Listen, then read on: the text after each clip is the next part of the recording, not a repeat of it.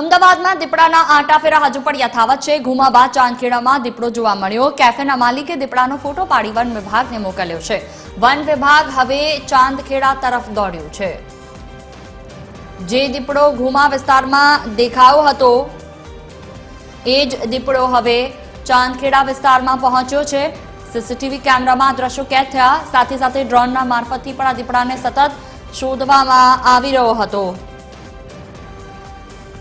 વધુ માહિતી સાથે સંવાદદાતા મોનિકા રાજપૂત ફોન લાઈન પર જોડાયા છે। જી મોનિકા, કેફેના માલિકે દીપડાનો ફોટો પાડી વન વિભાગને મોકલ્યો, શું વધુ વિગતો? દીપડો ચાંદખેડા પહોંચ્યો છે।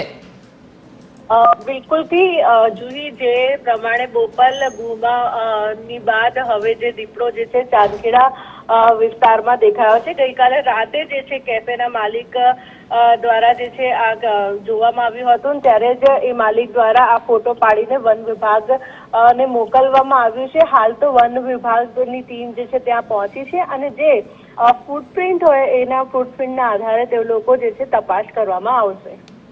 બિલકુલ, તમામ જાણકારી બદલ આભાર।